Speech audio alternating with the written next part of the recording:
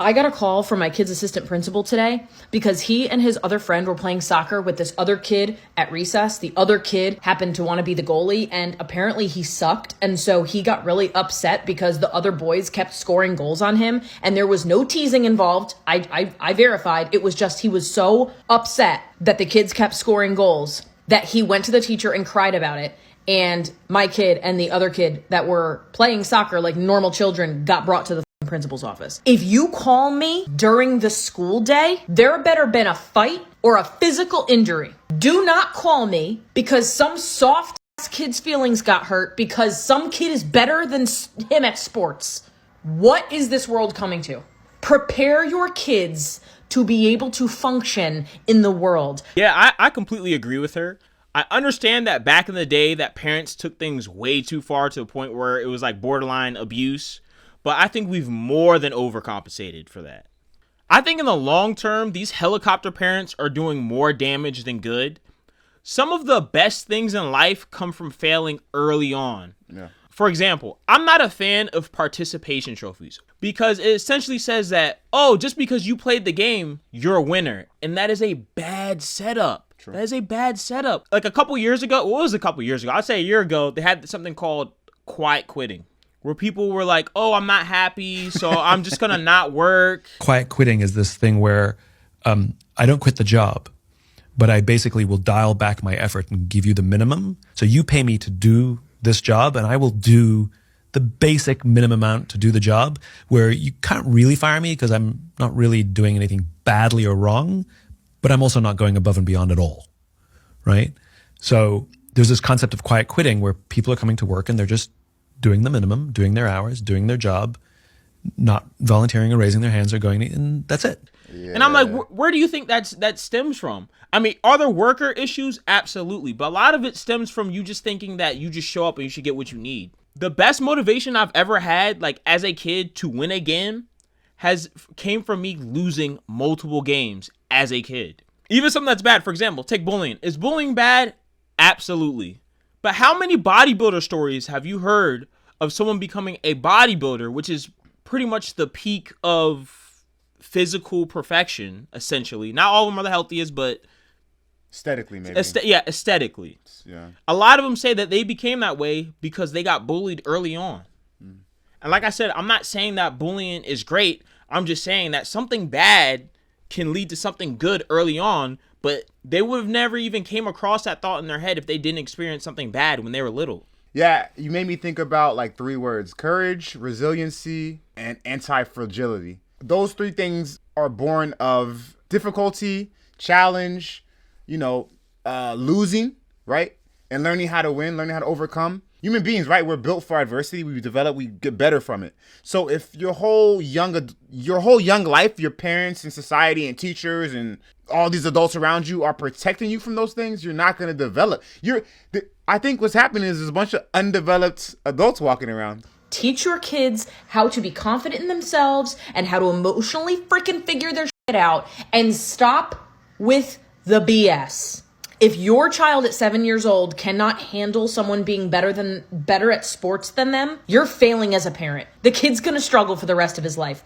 Raise kids that can be a part of society and stop raising a bunch of victims. It's mind-blowing. And when I hear these stats for like depression, I hear that kind of stuff. Yeah. In my head, I always think, because I listen to some of these stories, right? And I'm not saying, like, I'm not one of those people who say, oh, depression isn't real. Depression is real. I get it. I understand it.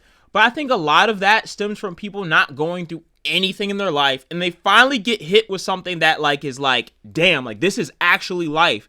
And they've never even faced something small. So how are you expecting them? Of course they're going to be depressed because they haven't faced anything in life. Yeah. And you've literally helicoptered your kids so hard that they don't even know what a problem is.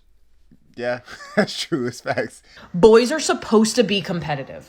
Boys are naturally supposed to be amped up when they do things well, when it comes to athletics and sports and physical things. That's what growing up and being a little boy and being a man someday is, okay? Let boys be competitive. Stop punishing boys for being boys. Toughen your boys up. I think another great point that you made is that most women do not want to marry a wimp.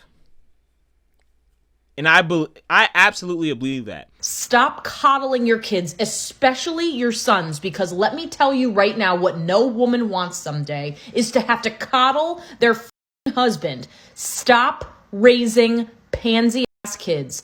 Because some of these posts you'll see on social media, I mean, are some of the girls ridiculous sometimes? Yep, absolutely. But sometimes they do make some valid points when they talk about some men being too soft. And I think the biggest problem with men being too soft is that they don't even realize they're so soft because they're taught from helicopter parent 1 and 2. Mm-hmm. In fact, I had one friend, right? My one friend used to talk to this girl, and she told my friend the reason why she broke up with her boyfriend is because he cried too much. She said after every argument, he would cry. No, I can't laugh at that. I'm sorry, but can you imagine your grandpa? I can't. My grandpa is one of the most masculine people I've ever met in my life. I can't imagine my grandpa crying, number one, and then crying over a small argument. I would not be able to respect him. No, that's true. I can't think of any older man in my life, father, uncles. I can't see any of them doing it. I can't. And listen, this goes back to what I like again. So this bridges what you're talking about. I agree with you 100%. And I think it stems from, whenever going back to my childhood, right? I was taught certain things that maybe now aren't so PC. Oh, man up. Oh, men don't cry. When I played sports in high school, middle school, before you got pulled out the game, are you hurt or are you injured? If you're injured, get out. If you're hurt, keep playing. Coaches probably get fired for that now. Yeah. So they taught you to be a man, right? So that is how my parents are, or my uncle's father, whatever. I can see how now boys aren't getting that same level of, I don't know, teaching. So they're just soft, and so now they're crying when their girlfriend, I don't know, over spilt milk. That's crazy. At least she was real with him. I hope he took his constructive criticism and he's working on it. I mean, they're not together. She's talking to my friend. Well, I mean, after they broke up, I hope he learned from. He probably cried. Oh God. Yeah, I mean, listen. As a man, you gotta have some sort of stoicism to you. Yeah. Because life is. Can you imagine how hard life was back then? Now with AI and stuff, life is getting easier for us. People are saying, "Oh, well, things are so bad and dangerous now." No, things back then were worse. Don't believe me? Ask your great-grandmother or your great-grandfather and see how hard they worked. Some of your grandparents were working in factories as kids. I cannot stand how the news has been dogging Gen Z and calling them lazy for not wanting to work a 9-to-5 for the rest of their lives. Let me put it in perspective for everybody who's a little confused here, okay? I work 5 days out of the week, 40 hours a week, okay? I do not make enough to live on my own. I would not make enough to pay rent, water, electric, and eat. All by myself. I would not be capable of doing that. 20 years ago when you were getting started, you could live on your own. 20 years ago when you first started, you were able to do everything that I am now struggling to do. Let me add another perspective here. You've been working for 20 years. You have 20 years of working experience behind your belt.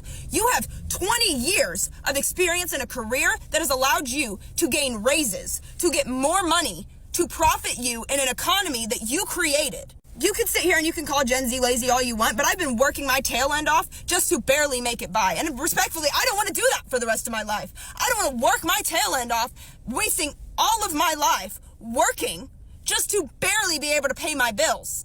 And that is what you created, not Gen Z. We're just here getting started. You've been doing it for the last 20 years. You tell me how it got ruined.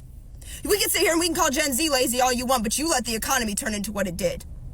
You let it all run to hell. And now it's Gen Z's fault because we don't want to work to fix your mistakes. I think that's part of the problem. That's another good point. I think, again, because kids don't have to do that now, that's partly why they're soft. There's other things to worry about and think about. Like, when you have to worry about how you're going to go earn money in a steel mill to eat, you don't have time to worry about stuff the kids worry about now. So, absolutely. But the main point I'm trying to make is that kids have the capacity. Mm-hmm. They have the capacity to be able to handle stuff. Yeah. So you don't have to helicopter them to the point where they don't even know how to do laundry. That's yeah. And you know what's crazy? I didn't. Well, okay, part of me did notice it from just like looking around, even going to a grocery store, you see how crazy some of these kids act. I know I sound like an old person when I say that. But you really don't notice how crazy it is until you go to these other countries and realize how mature some of these people are at a young age. Like a 10-year-old in, I don't know what country. In Latin America is more mature than a 10-year-old here. It's not a country, but I got you. Oh, yeah. Now, I know what you mean. Yeah, Because you're speaking off the cuff. I just want to catch that here before they say stuff in the comments. Got you. A 10-year-old in the Dominican Republic is way more mature than a 10-year-old in America. Right. And it kind of goes along with what we're saying because I'm assuming, I haven't been there, but I can get the idea. I've been to places that aren't as developed. They don't have the time to be worrying about what we're worrying about. So you gonna say good decision, bad decision? Bad decision. Stop being a punk. Yeah. All right, guys. So this has been Bad Decisions. If you agree with the parent, leave a like, leave a comment. If you disagree with them and you're a helicopter parent, leave a like, leave a comment.